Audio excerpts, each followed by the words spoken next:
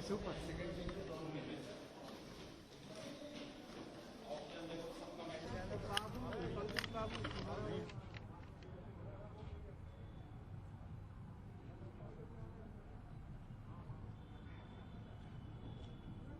मित्रों, आप सबको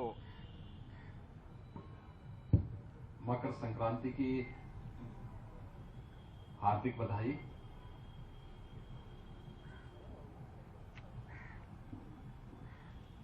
कोविड वेरिएंट का जो नया वेरिएंट आया है ओमिक्रॉन के रूप में, प्रदेश के अंदर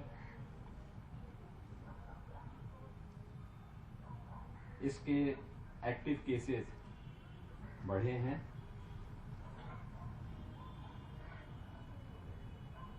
पिछले लगभग पौने 2 वर्षों से पूरा देश और पूरी दुनिया कोरोना महामारी का सामना कर रही है। हम आभारी हैं प्रधानमंत्री मोदी जी के, जिनके मार्गदर्शन में और जिनके नेतृत्व में पूरे देश ने इस सदी की सबसे बड़ी महामारी से बचाव और उसकी रोकथाम का एक जो प्रबंधन का अनुपम उदाहरण दुनिया के सामने प्रस्तुत किया है। दुनिया ने, WHO ने और दुनिया की तमाम अन्य अंतर्राष्ट्रीय संस्थाओं ने उसकी सराहना की है। देश के सबसे बड़े राज्य उत्तर प्रदेश में कोरोना प्रबंधन एक चुनौती था। दूसरा, पिछली सरकारों के समय में विकास की और हेल्थ इंफ्रास्ट्रक्चर की जो अनदेखी हुई थी, उससे भी स्वास्थ्य विशेषज्ञ चिंतित थे। लेकिन हम आभारी हैं प्रधानमंत्री मोदी जी के और भारत सरकार के, और मैं धन्यवाद देता हूं अपने हेल्थ वर्कर्स को, कोरोना वॉरियर्स को, जिन लोगों ने इस सदी की सबसे बड़ी महामारी में बेहतरीन टीम वर्क का परिचय दिया। आज प्रदेश के अंदर हर जिले में हमारे पास कोरोना जांच के अत्याधुनिक लैब्स उपस्थित हैं। सभी 75 जनपदों में सुविधा हमारे पास है। अकेले गोरखपुर के बीआरडी मेडिकल कॉलेज में RT-PCR के ही 10,000 टेस्ट पर दिन करने की क्षमता है। डिस्ट्रिक्ट हॉस्पिटल में अलग व्यवस्था है। इसके अलावा एंटीजन टेस्ट भी पर्याप्त मात्रा में, किट पर्याप्त मात्रा में हर जनपद को उपलब्ध कराए गए हैं। जिस प्रदेश में कोरोना आने के पहले, यानी उस दौरान जब मार्च 2020 में कोरोना का पहला मामला आया था, उस समय एक भी टेस्ट करने की क्षमता नहीं थी। आज वही प्रदेश 4 लाख टेस्ट प्रतिदिन करने की क्षमता हासिल कर चुका है। हमारे पास 1,80,000 बेड्स मौजूद हैं, जहां पर हम लेवल 1, लेवल 2 और लेवल 3 के कोरोना से जुड़े हुए मरीजों का सफलतापूर्वक उपचार कर सकते हैं। सेकेंड वेव के दौरान ऑक्सीजन की क्राइसिस हुई थी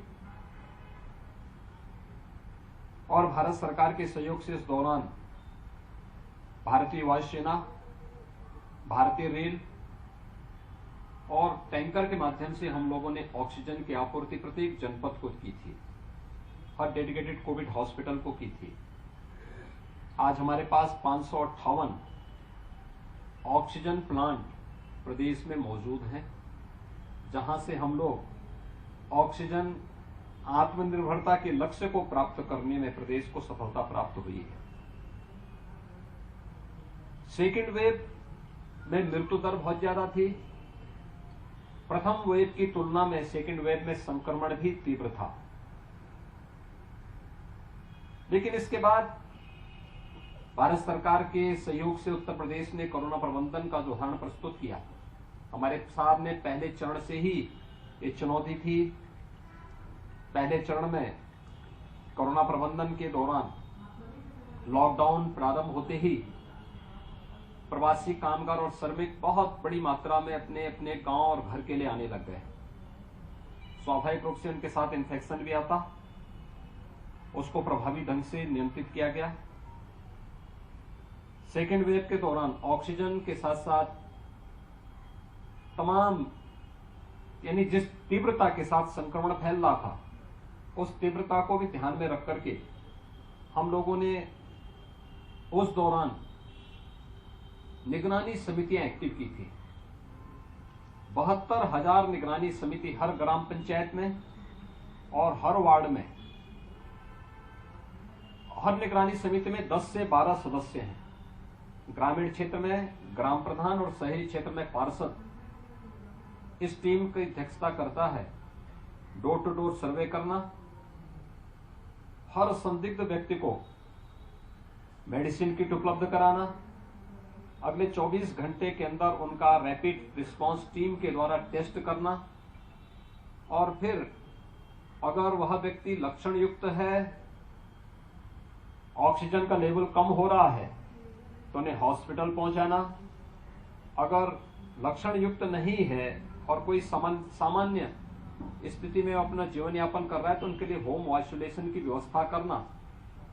इंटीग्रेटेड कोविड कंट्रोल सेंटर से प्रत्येक जनपद से उन जनपद से जुड़े हुए कोविड पॉजिटिव पेशेंट की मॉनिटरिंग करना, उन तक दवा पहुंची कि नहीं पहुंची, उनकी ऑक्सीजन लेवल क्या है, इन सब की निरंतर जांच हो रही थी। फर्स्ट और सेकंड वेव के अनुभव का लाभ लेकर के हम लोगों ने थर्ड वेव को प्रदेश के अंदर रोका। इस थर्ड वेव के बारे में आशंका थी कि अगस्त सितंबर 2021 में ये वेव आएगी, लेकिन 6 महीने तक कंट्रोल रहा। लेकिन एक नया वेरिएंट ओमिक्रॉन के रूप में आया है। मेरी पूरे प्रदेश वासियों से अपील होगी कि इस वेरिएंट से घबराने और भागने की आवश्यकता नहीं, लेकिन हाँ, बीमारी जरूर है। इससे सतर्कता और सावधानी अत्यंत महत्वपूर्ण है। सतर्कता और सावधानी के साथ ही हम इसको नियंत्रित कर सकते हैं, और इस दृष्टि से हम लोग कोरोना के लिए जो प्रोटोकॉल बनाया गया है उसका पालन जरूर करें। वर्तमान में प्रदेश के अंदर जो पॉजिटिविटी रेट है आज की जो है वो 6% है, और प्रदेश के अंदर जितने भी कोविड पॉजिटिव मामले आए हैं उनमें से 99% से अधिक मामलों की उपचार होम आइसोलेशन में हो रहा है। घर पर ही लोग अपना उपचार कर रहे हैं। सामान्य लक्षण है और उनको मेडिसिन किट उपलब्ध कराई गई है। हमारी Covid command and control centre से डॉक्टरों की एक टीम निरंतर उनकी समीक्षा भी कर रही है, उनकी जांच पड़ताल भी कर रही है। गोरखपुर की मैं बात करूं तो गोरखपुर में अब तक 2241 मामले कुल एक्टिव केस हैं, यानी 2241 एक्टिव केस गोरखपुर में हैं। इसमें से मात्र 12 जो कोविड पॉजिटिव है वो हॉस्पिटल में है, यानी 0.5% मामले ही हॉस्पिटल में हैं। बाकी से सभी लोग अपने घरों में उपचार करा रहे हैं। उनसे लगातार संवाद बना करके उनका हालचाल लिया जा रहा है। सेकेंड वेव में एक चीज देखने को मिला था कि कोविड पॉजिटिव को नेगेटिव होने में 15 दिन से लेकर के 1 महीने का समय लग जा रहा था। जिनके लंग्स ज्यादा इससे प्रभावित हो रहे थे उनके लिए और भी एक क्रिटिकल हो जाता था। पोस्ट कोविड इफेक्ट भी देखने को मिला था, कुछ कॉम्प्लिकेशंस उसके साथ भी देखने को मिले थे। लेकिन थर्ड वेव में ऐसा नहीं, एक सामान्य वायरल फीवर जैसा है, लेकिन सतर्कता और सावधानी अत्यंत आवश्यक है। इस दृष्टि से हम लोगों को इस महामारी के खिलाफ भारत सरकार के द्वारा, राज्य शासन के द्वारा जो गाइडलाइन तय की गई है उसका पालन हर व्यक्ति अगर करेगा तो हम इस सदी की सबसे बड़ी महामारी, वायरस कमजोर हो रहा है, अब ये ट्रेंड देखने को मिला है। आज इसीलिए मैंने बीआरडी मेडिकल कॉलेज का निरीक्षण भी किया है। हर एक जनपद में जाकर के हम लोग थर्ड वेव से भी सफलतापूर्वक सामना करके जन जीवन और जीविका दोनों को बचाने की कार्रवाई को सफलतापूर्वक कर सकें। आज इसीलिए मैंने बीआरडी मेडिकल कॉलेज में इन सभी चीजों का निरीक्षण किया है। यहाँ पर कुल 20 पेशेंट यहाँ पर हैं, जिनमें से 12 गोरखपुर के हैं, शेष अन्य जनपदों के हैं और या बिहार और नेपाल से जुड़े हुए हैं। उनका उपचार यहाँ पर चल रहा है। 10,000 टेस्ट करने की क्षमता के लिए बीआरडी मेडिकल कॉलेज की जो लेवल 3 कोविड जांच की लैब है उसके माध्यम से करने की क्षमता है और शेष अन्य लैब्स भी हमारे पास मौजूद हैं, जहां पर हम लोगों के पास कोरोना की जांच और उसके आरटीपीसीआर के टेस्ट करने की व्यवस्था हमारे पास यहां मौजूद है। मुझे ये बताना है कि प्रदेश के अंदर या जो अब तक स्वास्थ्य विशेषज्ञों ने तय माना है कि कोरोना महामारी से बचाव के लिए वैक्सीन सर्वोत्तम उपाय है। वैक्सीन अधिक से अधिक संख्या में लोग ले सकें, यह हमें प्रोत्साहित करना होगा। जिन लोगों ने पहला डोज लिया है वे दूसरा भी ले लें। जिन्होंने दोनों डोज ले ली हैं, कोमोर्बिड हैं यानी बीमार हैं, बुजुर्ग हैं, बच्चे हैं, उन सबको सतर्कता तो बरतनी पड़ेगी। लेकिन 60 साल से ऊपर के बुजुर्ग जो किसी बीमारी से ग्रसित हैं, उनके लिए एक प्रिकॉशन डोज भी तय की गई है, यानी एक बूस्टर डोज। तो उस बूस्टर डोज को लेने की तैयारी वे सभी करें। हर एक जनपद में ये व्यवस्था उपलब्ध कराई गई है। दूसरा, 15 वर्ष से 17 वर्ष के बच्चों को भी वैक्सीन उपलब्ध करवाई जा रही है और बड़े पैमाने पर हमारे नवयुवकों में इसके प्रति जागरूकता है। प्रदेश ने अब तक 22 करोड़ यानी 22.5 करोड़ से अधिक वैक्सीन के डोजेस दी हैं। इतने वैक्सीन के डोज अब तक लग चुकी हैं। 22 करोड़ 50 लाख से अधिक वैक्सीन के डोजेस प्रदेश में अंदर लग चुकी हैं और 15 से 17 वर्ष के बच्चों में भी इसके भारी उत्साह देखने को मिला है, जिसमें 47,25,000 से अधिक नवयुवकों ने भी यह वैक्सीन की डोज प्रदेश के अंदर अब तक ले ली है। अगर मैं गोरखपुर की बात करूं तो गोरखपुर का जो कुल लक्ष्य है, फर्स्ट डोज लेने का जो लक्ष्य है वह है 35,50,000 और अब तक गोरखपुर में 29,50,000 लोगों ने वैक्सीन की डोजेज ले ली है। हम लोगों ने यहां पर स्वास्थ्य विभाग के सामने एक लक्ष्य रखा है और मैंने स्वयं चीफ सेक्रेटरी से इस बारे में कहा कि प्रत्येक जनपद की प्रतिदिन समीक्षा करें, क्योंकि हम सतर्कता और सावधानी से ही इस महामारी से जूझ सकते हैं, इसका सामना कर सकते हैं। इसलिए कोई लापरवाही न हो, इस दृष्टि से अब तक हम लोगों ने उनको कहा कि इसकी निरंतर समीक्षा होनी चाहिए और हमारा प्रयास हो कि फर्स्ट डोज लेने वाले सभी लोग हर हाल में 25 जनवरी तक फर्स्ट डोज ले सके। मेरी अपील होगी गोरखपुर वासियों से भी, प्रदेश वासियों से भी, जिन लोगों ने वैक्सीन अभी तक नहीं ली है वे वैक्सीन का डोज जरूर ले लें।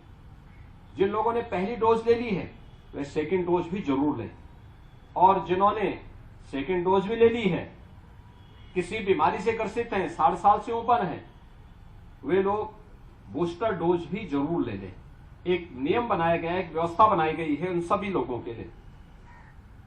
गोरखपुर में एक चीज और देखने को मिली कि हमारे युवाओं में भी वैक्सीन लेने की एक अच्छी उनके अंदर जागरूकता देखने को मिली है और यहां पर लगभग 33% से अधिक युवाओं ने अब तक वैक्सीन ली है, जिनकी संख्या यानी 1,01,500 से अधिक है। मैं विश्वास करूंगा कि हमारे सभी युवा जो 15 वर्ष से ऊपर के हैं वे अपनी वैक्सीन की डोज जरूर ले लें। 18 वर्ष से ऊपर का हर व्यक्ति भी अपना वैक्सीन का डोज ले लें, क्योंकि कोरोना वैक्सीन बचाव का एक सर्वोत्तम उपाय होगा और इस सदी की सबसे बड़ी महामारी पर हम उसी से नियंत्रण कर पाएंगे। आज मुझे यहां पर मेडिकल कॉलेज में कोविड प्रबंधन को देखने का यहां पर हम लोगों ने 500 बेडेड हॉस्पिटल कोविड के लिए डेडिकेटेड बनाया है, जिसमें 300 बेडेड तो ऐसे हैं जिसमें वेंटिलेटर और एचएफएनसी मौजूद है। शेष 200 में ऑक्सीजन की सुविधा है। हमारे पास यहां पर ऑक्सीजन, लिक्विड ऑक्सीजन भी उपलब्ध है और पीएसए प्लांट भी यहां पर मौजूद है, जिसके माध्यम से ऑक्सीजन हर सभी 500 बेड्स में उपलब्ध हो सकती है और सभी लोगों को उपलब्ध किया जा सकता है।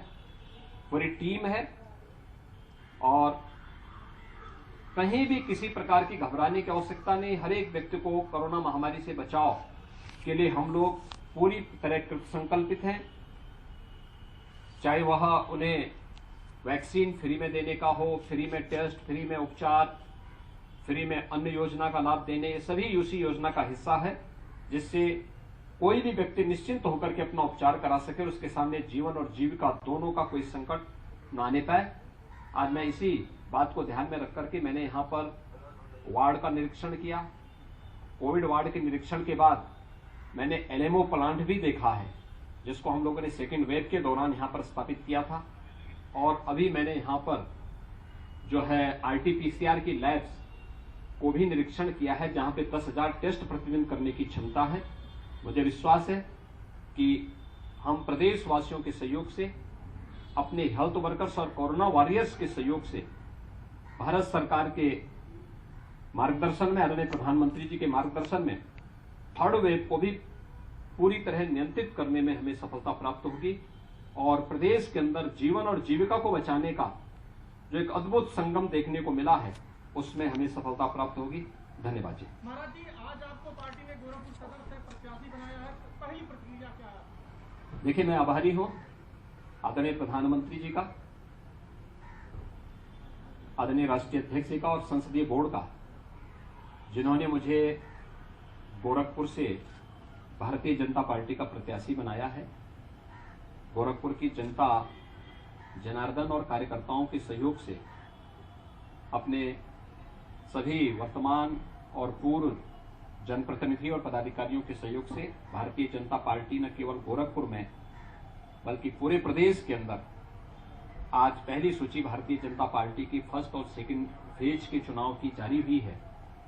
प्रचंड बहुमत की सरकार भारतीय जनता पार्टी बनाएगी, यह आप सबको देखने को प्राप्त होगा और आप सब देखेंगे कि भारतीय जनता पार्टी ने राष्ट्रवाद, विकास और सुशासन के मुद्दे पर जिस प्रभावी ढंग से काम किया है, वह सबके सामने है।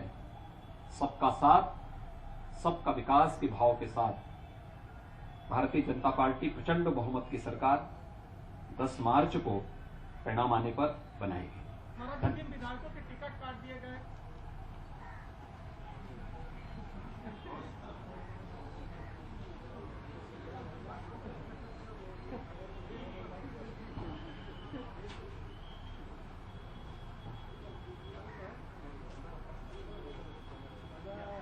Yeah.